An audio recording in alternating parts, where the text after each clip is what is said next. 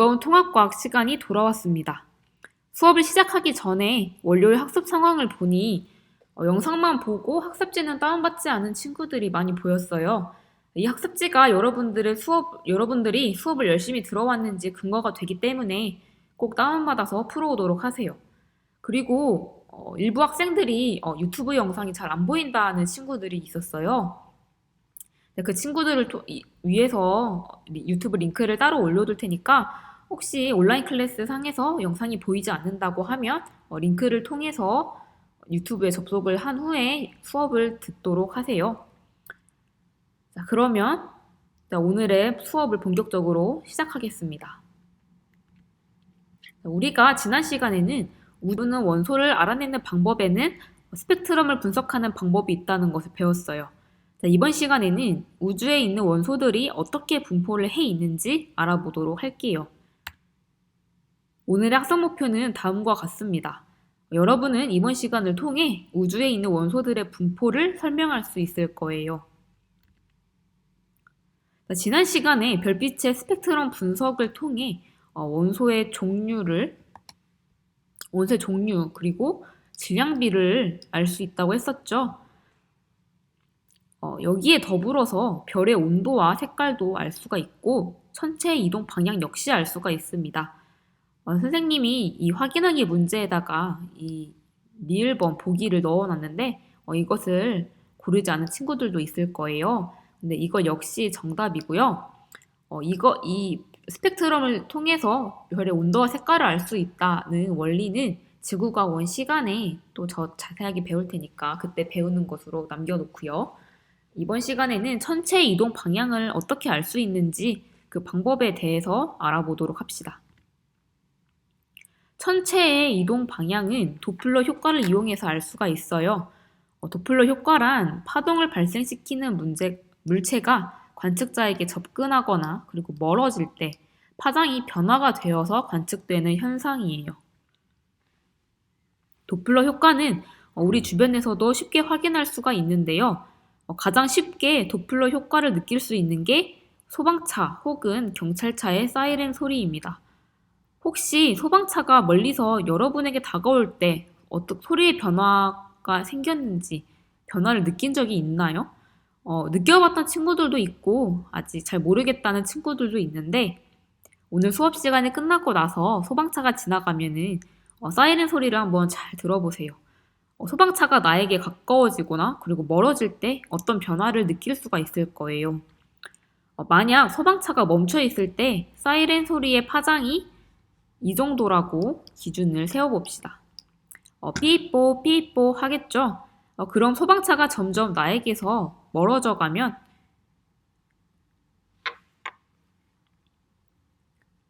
파장이 멈춰 있을 때보다 더 길어지게 됩니다.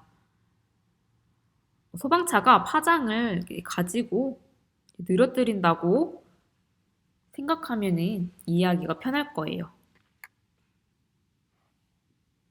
이때 사이렌 소리는 낮은 음으로 들리게 됩니다.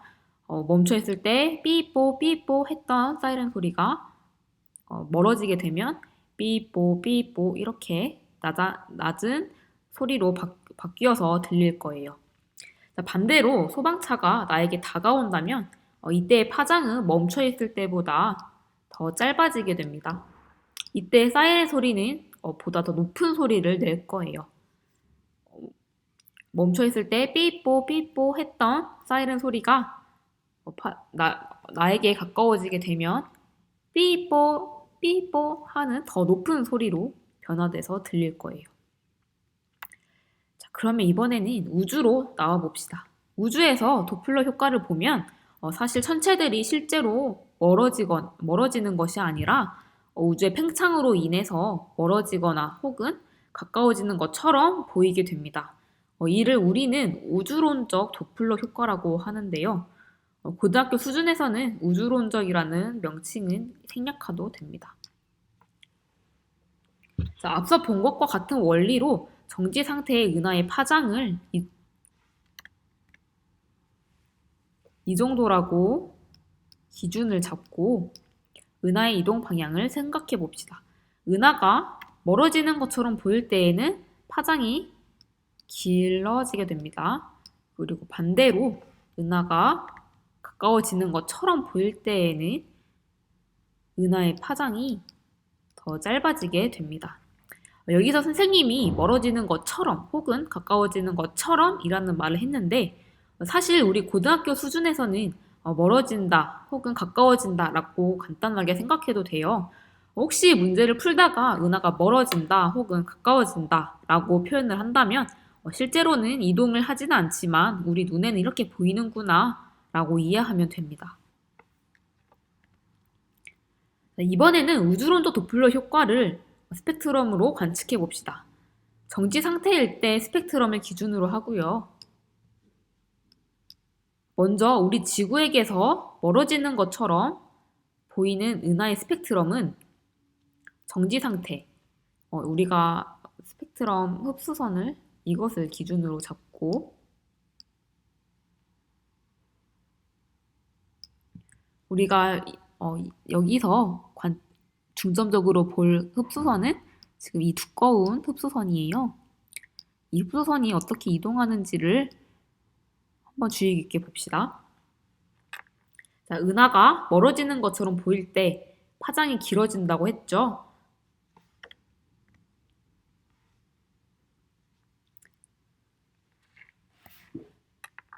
자, 그러면 은하의 스펙트럼은 정지 상태일 때보다 흡수선의 중심이 파장이 더 긴 적색 쪽으로 이동하게 됩니다. 자, 보면 이 두꺼운 흡수선이 좀 더 빨간색 쪽으로 이동을 했죠. 자, 반대로 가까워지는 것처럼 보일 때는 파장이 짧아지는 파란색 쪽으로 이 흡수선이 이동을 한 것처럼 한 것처럼 보입니다. 자, 이때 우리 흡수선 스펙트럼이 좀 더 빨간색 쪽으로 이동했다 라고 하면 이때를 우리는 적색 편이가 되었다 라고 이야기를 하고요. 반대로 파장이 짧아지는 파란색 쪽으로 스펙트럼이 이동을 했다면 우리는 청색 편이라고 이야기를 합니다. 자, 여기서 선생님이 가져온 스펙트럼은 왼쪽이 빨간색 그리고 오른쪽이 파란색인데요. 여러분이 교과서를 보거나 또 여러 문제를 보다 보면은 빨간색이 왼쪽에 있을 때도 있고 오른쪽에 있을 때도 있어요. 이거는 그림이 잘못된 것이 아니라 관측된 사람 마음이에요.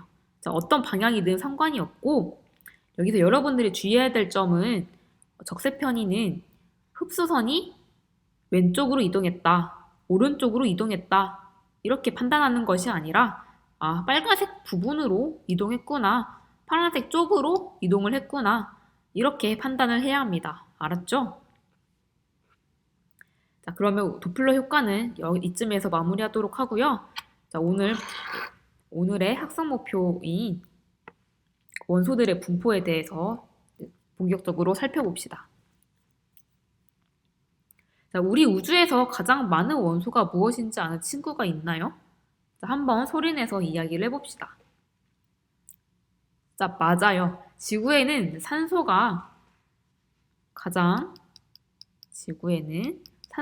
가장 많은 비율을 차지하고 있고요. 그 다음에 규소, 알루미늄 등등등 많은 원소들이 분포를 해 있습니다. 자, 그리고 혹시 우리 몸을 이루는 원소는 어떤 것이 있는지 아나요? 우리 중학생 때 배웠을 수도 있는데 우리 몸을 이루는 원소는 대부분 탄소, 수소, 산소가 가장 많은 비율을 차지하고 있습니다. 선생님이 OT 시간에 현재 우리가 관측 가능한 우주의 나이가 138억 년이라고 했어요. 다들 기억하죠? 여러분이 생각하는 것처럼 우주는 정말 규모가 크고 끝이 없죠. 근데 이런 광활한 우주를 구성하는 원소의 대부분은 지구를 구성하는 산소, 가장 많은 원소인 산소, 그리고 몸을 구성하는 가장 많은 원소인 탄소가 아니라 다름 아닌 수소와 헬륨이라고 합니다. 참 신기하죠. 지구를 구성하는 원소는 산소가 가장 많고 우리 몸을 구성하는 원소는 탄소가 가장 많은데 왜 우주에는 수소나 헬륨이 가장 많이 있을까요? 자, 그 이유는 바로 우주의 탄생인 빅뱅과도 연결이 됩니다. 빅뱅에 관해서는 다음 시간에 더 자세하게 배우도록 할게요. 자, 그럼 우리 우주에 수소와 헬륨이 가장 많이 분포해 있다는 것은 어떻게 알게 되었을까요? 한번 대답해 볼까요? 자, 전 시간에 수업을 잘 들은 친구들은 잘 대답했을 거라고 믿어요. 자, 바로 천체의 스펙트럼 분석을 통해 알게 되었습니다. 자, 이 사진은 우리 교과서에 나와 있는 검은고 자리의 알파별, 베가라는 별의 스펙트럼이에요. 자, 다시 한번 확인해 봅시다. 자, 이렇게 생긴 스펙트럼을 어떤 스펙트럼이라고 했죠? 맞아요. 연속적인 세 개 띠 위에 검은색 선이 있는 것으로 보아 이것은 흡수 스펙트럼이라고 할 수 있습니다. 자, 지난 시간에 별의 스펙트럼은 사람의 지문과도 같은 것이다 라고 했던 거 기억하나요? 자, 과학자들은 베가의 흡수 스펙트럼을 통해서 베가라는 별이 수소와 헬륨으로 구성되어 있다는 것을 알게 되었어요.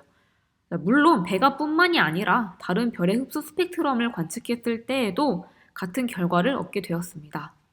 자, 이를 통해서 우주를 구성하는 원소의 대부분이 수소와 헬륨이라는 결론을 내리게 되었어요. 자, 그럼 우리 우주에서 가장 많이 분포하고 있는 원소인 수소와 헬륨의 질량비는 어떻게 될까요?